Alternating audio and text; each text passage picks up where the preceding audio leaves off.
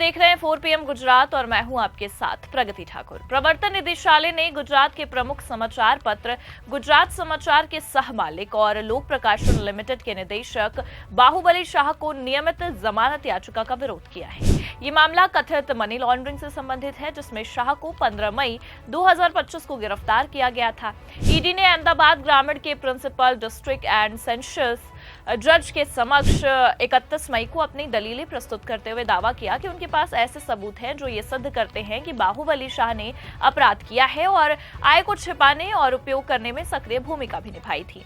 इस मामले ने गुजरात में एक बड़े राजनीतिक तूफान को भी जन्म दिया, जहां विपक्षी दल कांग्रेस और आम आदमी पार्टी ने केंद्र की सत्तारूढ़ भारतीय जनता पार्टी पर स्वतंत्र मीडिया को दबाने के लिए केंद्रीय एजेंसियों का दुरुपयोग करने का आरोप लगाया। अब आपको बता दें कि बाहुबली शाह 73 वर्ष के हैं और गुजरात समाचार के सह मालिक हैं। उनको ईडी ने 15 मई 2025 को अहमदाबाद में उनके परिसरों पर छापेमारी के बाद गिरफ्तार किया था। ये छापेमारी आयकर विभाग द्वारा 36 घंटे तक चली तलाशी के बाद की गई थी। ईडी ने अपनी जांच में 2016 में securities and exchange board of India द्वारा दायर एक शिकायत पर आधारित एक प्रवर्तन मामला सूचना रिपोर्ट दर्ज की थी, जिसमें 2 कॉर्पोरेट संस्थाओं MS एक्सेल मल्टीटेक लिमिटेड और MS ड्रेनेज सॉफ्टवेयर लिमिटेड और उनके निदेशकों के खिलाफ कथित अनियमितताओं का उल्लेख किया था, जिसको लेकर ईडी का यह दावा है कि बाहुबली शाह ने इस कॉर्पोरेट संस्थाओं के माध्यम से NTPC और TCS के आरंभिक सार्वजनिक निर्गम शेयरों को हासिल किया, जो विशेष रूप से रिटेल निवेशकों के लिए आरक्षित थे।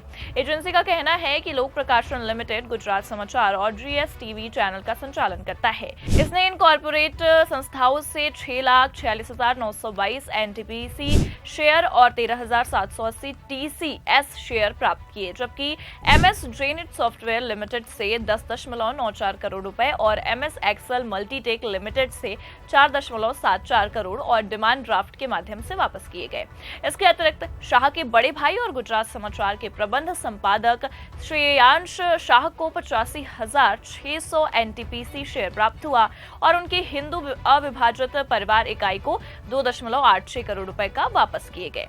ईडी ने अपनी दलील में यह भी कहा कि बाहुबली शाह ने धन शोधन अधिनियम की धारा 3 के तहत अपराध किया है और उन्हें धारा 4 के तहत दंडित भी किया जा सकता है।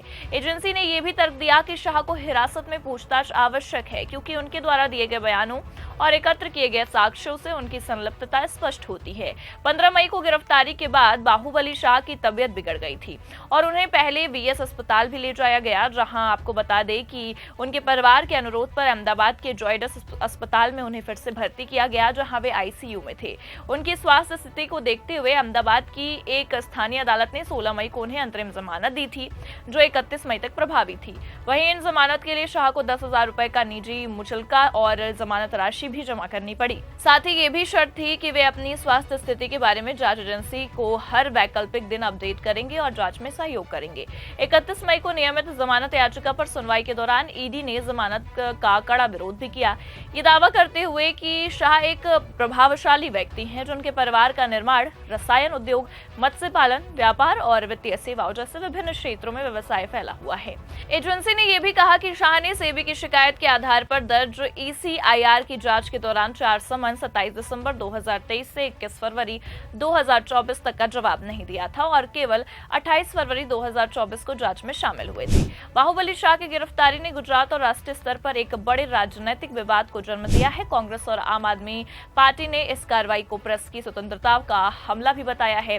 कांग्रेस के नेता राहुल गांधी ने इसे लोकतंत्र की आवाज को दबाने की साजिश बताया और कहा कि जब सत्ता को जवाबदेह ठहराने वाले अखबारों को ही बंद किया जाता है तो समझ ले कि लोकतंत्र खतरे में है। उन्होंने इसे मोदी सरकार की डर की राजनीति का हिस्सा बताया। आम आदमी पार्टी के प्रमुख अरविंद केजरीवाल ने भी इस गिरफ्तारी की निंदा की और इसे भाजपा की हताशा का संकेत बताया, जो सत्य बोलने और सवाल उठाने वाली हर आवाज को चुप कराना चाहती है।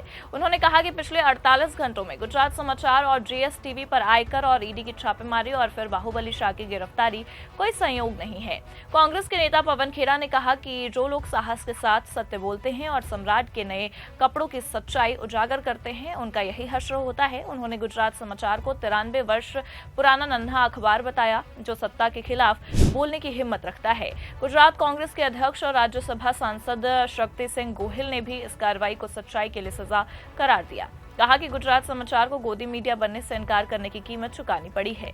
Press club of India, Indian women's press corps, press association, Delhi union of journalist, Kerala union of working journalist और वर्किंग न्यूज कैमरामैन एसोसिएशन ने संयुक्त बयान में इस कार्रवाई को प्रेस स्वतंत्रता और लोकतांत्रिक मूल्यों पर हमला बताया और मांग की कि जब तक विश्वसनीयता सबूत पारदर्शी तरीके से पेश नहीं किए जाते तब तक शाह को तुरंत रिहा किया जाए। 1932 में स्थापित गुजरात समाचार गुजरात का सबसे पुराना और सबसे ज्यादा पढ़ा जाने वाला समाचार पत्र है।